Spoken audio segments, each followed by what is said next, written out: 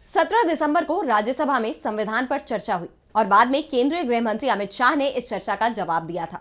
इस दौरान शाह ने डॉक्टर अंबेडकर के खिलाफ विवादित टिप्पणी कर दी थी और इसे लेकर पूरे देश में जो बवाल मचा वो अभी तक शांत नहीं पड़ा है।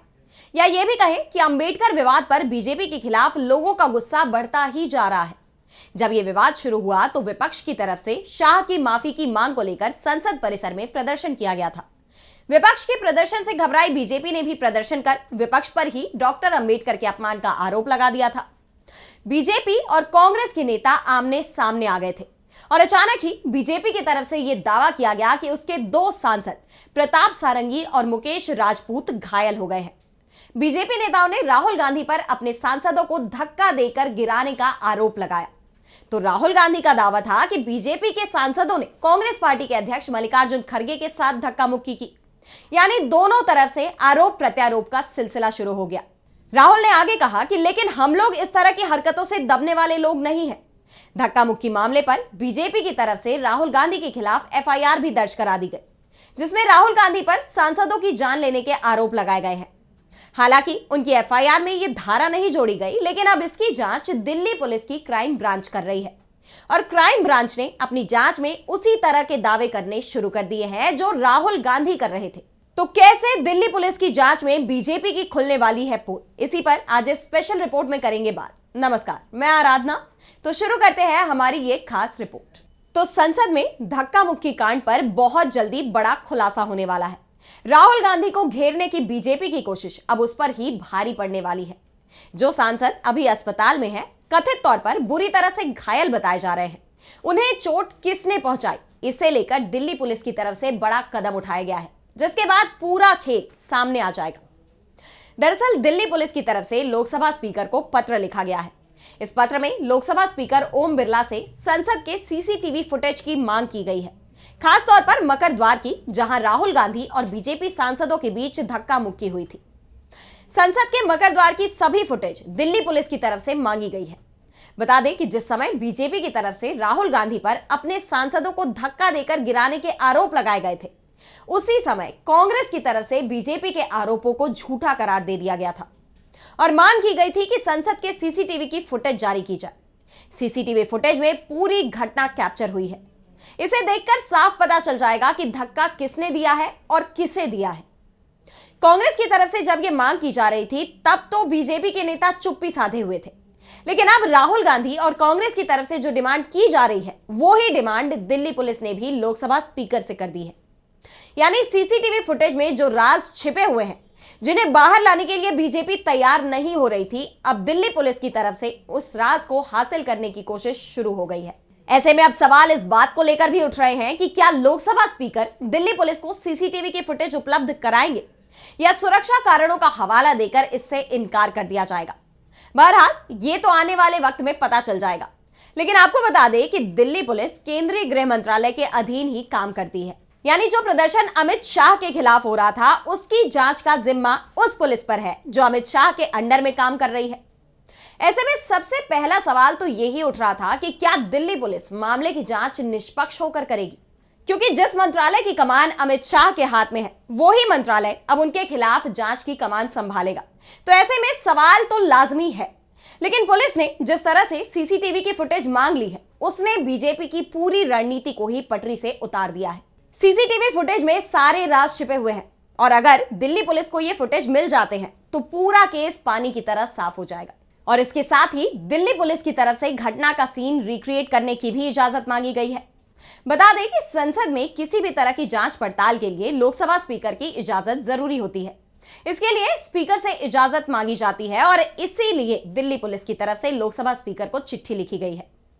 तो दूसरी तरफ दिल्ली पुलिस के इस कदम से बीजेपी की चिंता जरूर बढ़ती दिखाई दे रही है। इस बीच बीजेपी के दोनों सांसद प्रताप सारंगी और मुकेश राजपूत को दिल्ली के आरएमएल अस्पताल से छुट्टी दे दी गई है। इसके बाद दोनों ही सांसदों को आगे के इलाज के लिए नोएडा के एक अस्पताल में भर्ती कराया गया है। लेकिन चौंकाने वाली बात तो यह है कि यह अस्पताल नोएडा के बीजेपी सांसद डॉक्टर महेश शर्मा का है। डॉक्टर शर्मा नरेंद्र मोदी की सरकार में मंत्री भी रह चुके हैं। ऐसे में इन घायल सांसदों को बीजेपी के ही सांसद के अस्पताल में भर्ती किए जाना सवालों के घेरे में आ गया है। वहीं दिल्ली पुलिस की तरफ से इन सांसदों के बयान भी लिए जाएंगे। वैसे दोनों ही सांसदों ने धक्का मुक्की के लिए राहुल गांधी को ही जिम्मेदार माना है। बीजेपी के सांसद भी यही बात कह रहे हैं, तो कांग्रेस के सांसदों का दावा है कि राहुल गांधी ने किसी को धक्का नहीं दिया। राहुल ने भी अपने ऊपर लगे आरोपों से साफ इनकार किया है। वैसे कुछ सांसदों ने तो यहां तक कहा है कि मकर द्वार पर उस दिन जबरदस्त गहमा गहमी का माहौल था, धक्का मुक्की भी हुई थी। लेकिन बीजेपी सांसद प्रताप सारंगी और मुकेश राजपूत को धक्का राहुल गांधी ने नहीं दिया था, बल्कि उन्हें सांसदों की भीड़ के दबाव में यह धक्का लग गया था। यानी असल में धक्का किसी ने मारा नहीं था, बल्कि गहमा गहमी के माहौल में दोनों धक्के की चपेट में आ गए। और दावा तो यहां तक किया जा रहा है कि बीजेपी सांसदों ने ही अपने सहयोगी को धक्का दे दिया था और यह सब जानबूझकर नहीं हुआ था। सारंगी और राजपूत अपना संतुलन संभाल नहीं पाए और गिर पड़े, और इसके बाद उन्हें कितनी चोट लगी यह अलग विषय है। इस पूरे मामले को लेकर एक और कहानी सामने आ रही है। दरअसल बीजेपी इस वक्त डॉक्टर अंबेडकर विवाद को लेकर बुरी तरह से फंसी हुई है। पहले से ही संविधान का मुद्दा बीजेपी के गले की फांस बना हुआ था। लोकसभा चुनाव हो या विधानसभा चुनाव, हर जगह संविधान का मुद्दा गूंजा। विपक्षी दलों ने बीजेपी पर संविधान के अपमान के आरोप लगाए, जिसका असर चुनाव के नतीजों पर भी दिखाई दिया। और अब अमित शाह के इस बयान ने इस चिंगारी को और भड़का दिया। कांग्रेस और इंडिया गठबंधन ने अमित शाह के साथ ही पूरी बीजेपी को घेर लिया है।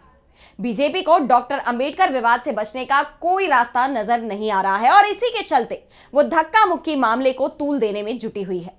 लेकिन इसमें भी उसके पास कोई खास सबूत नहीं है, और जो सबूत है उन्हें सामने लाने का उसकी तरफ से समर्थन भी नहीं किया जा रहा। लेकिन अब जिस तरह से कांग्रेस की डिमांड का साथ दिल्ली पुलिस की तरफ से दिया गया है, उससे एक बात तो साफ हो गई है कि कांग्रेस चाहती है कि सच सामने आए। यानी उनकी तरफ से जो सभी आरोपों से इनकार किया जा रहा है वो उनके तेवरों में भी दिखाई दे रहा है, और इसीलिए उसकी डिमांड भी थी कि सीसीटीवी फुटेज जारी किए जाए।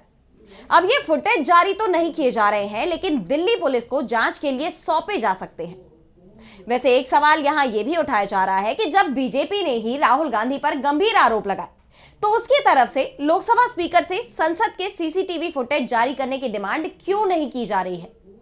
क्या बीजेपी को अपने ही सांसदों के बयानों पर भरोसा नहीं था, या फिर बीजेपी की तरफ से राहुल गांधी को फंसाने का पूरा प्लान तैयार किया गया था, जिससे डॉक्टर अंबेडकर विवाद से लोगों का ध्यान हटाया जा सके? लेकिन अब बीजेपी अपने ही दांव में बुरी तरह से फंसती दिख रही है। एक तरफ डॉक्टर अंबेडकर पर दिए गए अमित शाह के बयान को लेकर पूरे देश में बवाल बढ़ता जा रहा है, हर तरफ अमित शाह के इस्तीफे की मांग उठ रही है, तो दूसरी तरफ संसद धक्का मुक्की कांड की सच्चाई भी अब सामने आने वाली है, जिससे बीजेपी का दांव पूरी तरह से फेल होता दिखाई दे रहा है। वैसे कहा यह भी जा रहा है कि बीजेपी अपने ही बुने जाल में फंसने वाली है। खबर तो यहां तक आ रही है कि बीजेपी की तरफ से लोकसभा अध्यक्ष पर दबाव डाला जा रहा है कि संसद की सुरक्षा के नाम पर दिल्ली पुलिस को सीसीटीवी फुटेज नहीं सौंपे जाए। लेकिन अब अगर लोकसभा अध्यक्ष सीसीटीवी फुटेज दिल्ली पुलिस को दिए जाने से इनकार भी कर देते हैं, तो उसी से साफ हो जाएगा कि बीजेपी धक्का मुक्की मामले की सच्चाई को सामने आने से रोक रही है। यानी सीसीटीवी फुटेज दिल्ली पुलिस को अगर मिलते हैं तो बीजेपी मुश्किल में फंसेगी, और नहीं मिलते हैं तो भी बीजेपी के लिए मुश्किलें हर तरफ दिखाई दे रही हैं। तो आज इस स्पेशल में इतना ही। अगर आपको ये वीडियो पसंद आई तो इसे लाइक करना ना भूलें और चैनल को सब्सक्राइब कर लें। बाकी देश दुनिया की तमाम बड़ी खबरों के लिए बने रहिए डीबी लाइव के साथ, और मुझे दीजिए इजाजत। नमस्कार।